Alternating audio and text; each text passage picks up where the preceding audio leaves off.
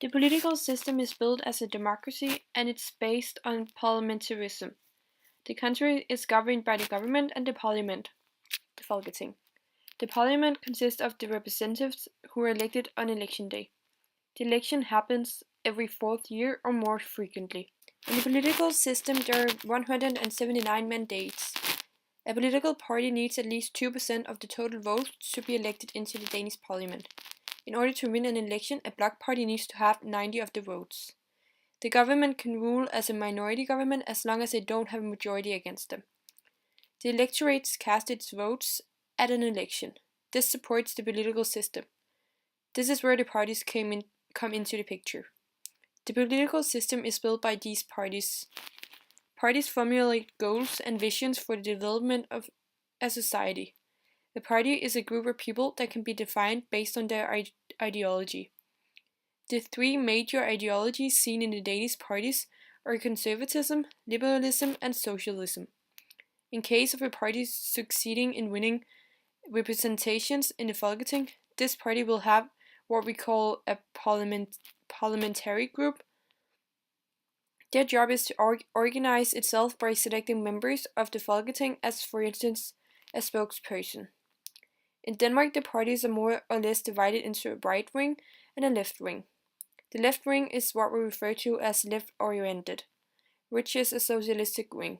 The right wing is what we refer to as right-oriented, which is a more liberal wing. Some parties are also a mix of some of the ideologies. The idea of the different parties is to create different options so that you can vote for the party who matches your beliefs, values, and attitudes the best. In the end of the 18th century, there were mainly three parties. These three parties were the foundation for a lot of new parties due to the fact that people didn't agree with these parties completely. New parties often has a strong new voice, which attracts new people. For instance, at the last election, Dansk Folkeparti got a lot of surprising votes because they have a strong opinion and mindset and are known for their tough politics.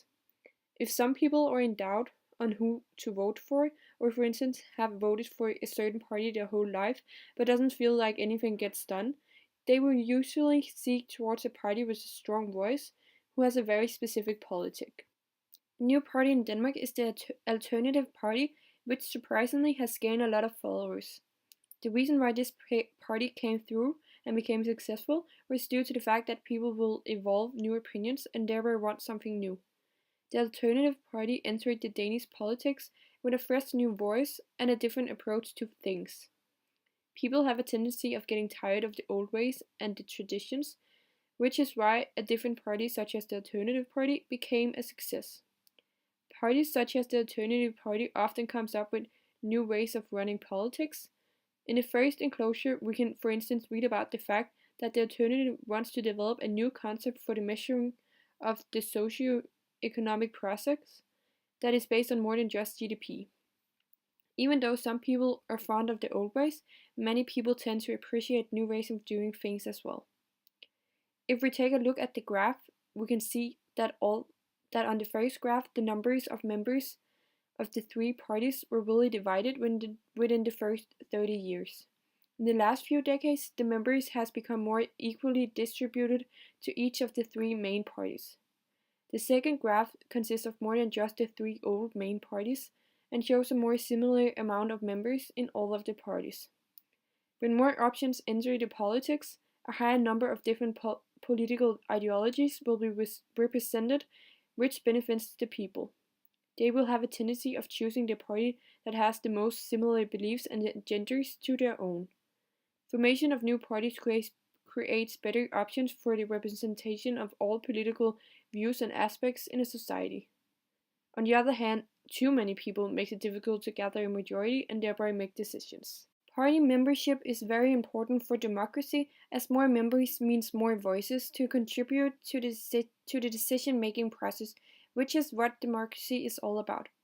It's about a lot of people coming together to decide important matters in a society. It's about hearing every voice, and it's about including everyone in the society. These factors are connected to party memberships and are therefore important for a democracy. In the article Waiting Period for Party Switching Politicians, They are suggesting a waiting period before you can switch from one party to another.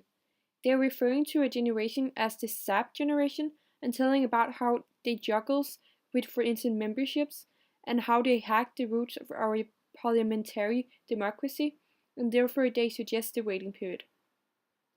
A waiting period would only complicate everything.